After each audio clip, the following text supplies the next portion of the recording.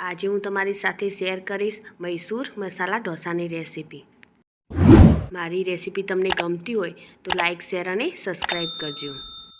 તો બનાવવાનું શરૂ કરીએ। તો તેના માટે આપણે 3 કપ જેટલા આપણે ચોખા લઈશું। જે માપથી આપણે ચોખા લઈએ તે જ માપથી આપણે 3 કપ ચોખા લેવાના છે અને તે જ માપથી 1 કપ આપણે અડદની દાળ લઈશું। તો 3 કપ ચોખા અને 1 કપ જેટલી દાળ લીધી છે। હવે તેમાં અડધી ચમચી જેટલા મેથીના દાણા એડ કરીશું, જેનાથી એકદમ સરસ ફર્મેન્ટેશન થશે।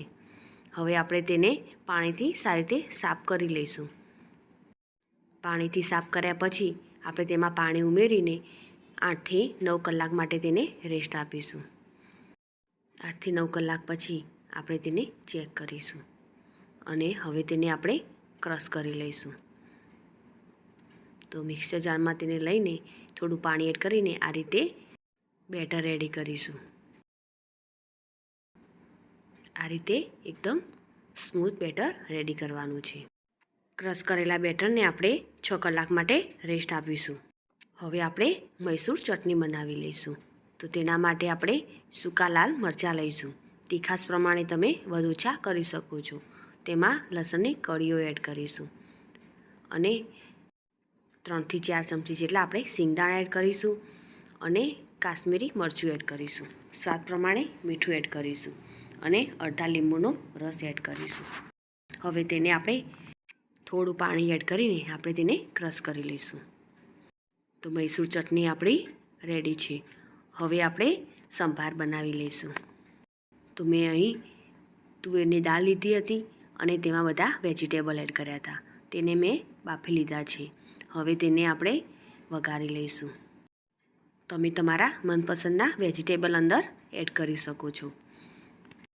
હવે આપણે એક પેનમાં 3 થી 4 ચમચી જેટલું તેલ લઈશું અને તેમાં રાઈ એડ કરીશું।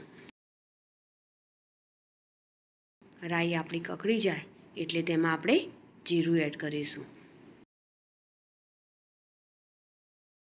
અને ચપટી હિંગ એડ કરીશું અને થોડા મીઠા લીમડાના પાન એડ કરીશું। હવે તેમાં ઝીણી સમારેલી ડુંગળીને એડ કરીશું અને તેને આપણે સાંતળી લઈશું। ડુંગળી સરસ રીતે સાંતળાઈ જાય પછી આપણે તેમાં ટામેટાં એડ કરીશું। હવે તેમાં બાફેલું એક બટાકાને ટુકડા કરીને તેમાં એડ કરીશું અને બધાને સરસ રીતે મિક્સ કરી લઈશું। હવે તેમાં આપણે રૂટીન મસાલા એડ કરીશું। તો અડધી ચમચી જેટલી હળદર એડ કરીશું, સ્વાદ પ્રમાણે મીઠું એડ કરીશું। મેં અહીં થોડું જ મીઠું એડ કર્યું છે કારણ કે દાળ બાફતી વખતે તેમાં એડ કર્યું હતું। હવે તેમાં અડધી ચમચી જેટલું ધાણા જીરું એડ કરીશું અને ટેસ્ટ પ્રમાણે લાલ મરચું પાવડર એડ કરીશું। હવે આપણે બધા જ મસાલાને સરસ રીતે મિક્સ કરી લઈશું અને તેમાં થોડો આચાર મસાલો એડ કરીશું, તેનાથી ટેસ્ટ એકદમ સરસ આવશે। હવે તેમાં આપણે દાળ એડ કરીશું।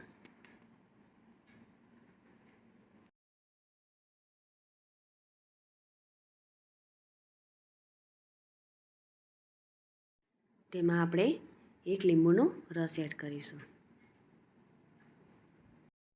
અને 1 ચમચી જેટલો આપણે સાંભાર મસાલો એડ કરીશું। હવે આપણે તેને મિક્સ કરી લઈશું અને આપણું સંભાર રેડી છે। હવે આપણે મૈસૂર ભાજી બનાવી લઈશું। તો તેના માટે એક કઢાઈ લઈશું, તેમાં 4 થી 5 ચમચી જેટલું તેલ લઈશું, તેમાં રાઈ, જીરું અને હિંગ એડ કરીશું અને તેમાં આપણે મીઠા લીમડાના પાન લઈશું। થોડી અડદની દાળ એડ કરીશું। અડદની દાળને આપણે ગોલ્ડન બ્રાઉન થવા દઈશું। દાળનો કલર બદલાઈ ગયો છે। હવે તેમાં આપણે સમારેલી ડુંગળીને એડ કરીશું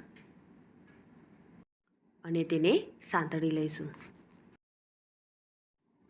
ડુંગળીને આપણે સારી રીતે સાંતળી લીધી છે। હવે તેમાં આપણે અડધી ચમચી જેટલી હળદર એડ કરીશું અને સ્વાદ પ્રમાણે મીઠું એડ કરીશું અને ટેસ્ટ પ્રમાણે લાલ મરચું પાવડર એડ કરીશું. બધા મસાલાને સરસ રીતે મિક્સ કરી લઈશું અને હવે તેમાં આપણે બાફેલા બટાકાને એડ કરીશું અને બધા જ મસાલા સાથે આપણે બટાકાને મિક્સ કરી લઈશું. તો ભાજી આપણી રેડી છે. હવે આપણે એક પેન લઈશું. તેમાં આપણે 3 થી 4 ચમચી જેટલું તેલ એડ કરીશું. તેમાં જીરું અને હિંગ એડ કરીશું. તેમાં ઝીણી સમારેલી ડુંગળી એડ કરીશું. તેને આપણે થોડી કૂક કરી લઈશું. ડુંગળી સરસ ટ્રાન્સપરન્ટ થઈ જાય પછી તેમાં આપણે ઝીણા સમારેલા ટામેટાને એડ કરીશું અને તેને પણ સારી રીતે આપણે કૂક કરી લઈશું. તેમાં આપણે વાટેલા આદુ લસણ મરચાંને એડ કરીશું. બધી જ વસ્તુને આપણે થોડી કૂક કરી લઈશું. હવે તેમાં આપણે લાલ મરચું પાવડર એડ કરીશું. અડધી ચમચી જેટલી હળદર એડ કરીશું. 1 ચમચી જેટલો આપણે પાવભાજી મસાલો એડ કરીશું. બધો જ મસાલો સરસ રીતે આપણો રેડી થઈ ગયો છે. હવે મસાલાને આપણે સરસ રીતે મેશ કરી લઈશું. હવે તેમાં આપણે જે બટાકાનો મસાલો બનાવ્યો હતો તેને આપણે તેમાં એડ કરીશું. તેને પણ આપણે મસાલા સાથે મિક્સ કરી લઈશું અને આ રીતે મેશ કરી લઈશું. તો આપણી મૈસૂર મસાલા ભાજી રેડી છે. હવે આપણે ઢોસા બનાવી લઈશું. તો તેના માટે આપણે ઢોસાનો તવો લઈશું અને તેના ઉપર આપણે તેલ લગાવી લઈશું. હવે આપણે તેનું ટેમ્પરેચર લો કરવા માટે ભીના કપડાથી આ રીતે તેને સાફ કરી લઈશું. હવે આપણે જે બેટર બનાવ્યું હતું તેમાં પાણી એડ કરીને તેમાં મીઠું એડ કરેલું છે. તેને આ રીતે તવા ઉપર આપણે અંદરથી બહાર સાઈડ આ રીતે ફેલાવી લઈશું.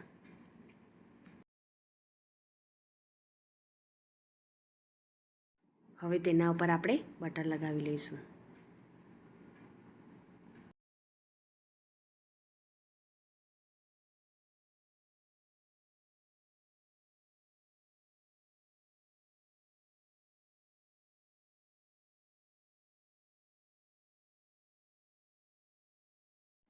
હવે તેના ઉપર આપણે મૈસૂર ચટણી લગાવી લઈશું.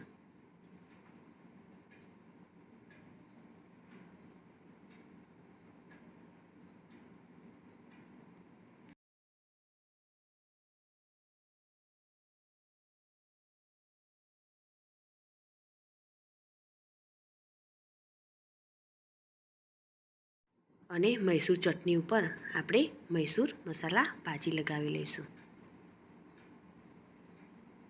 આ રીતે આપણે આખા ઢોસા ઉપર લગાવી લઈશું.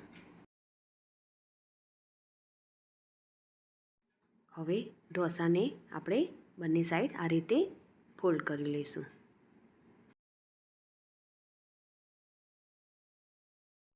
તો મૈસૂર મસાલા ઢોસો આપણો રેડી છે અને તેની સાથે મૈસૂર ચટણી, મૈસૂર મસાલા ભાજી અને કોકોનટની ચટણી અને સંભારને સર્વ કરી છે.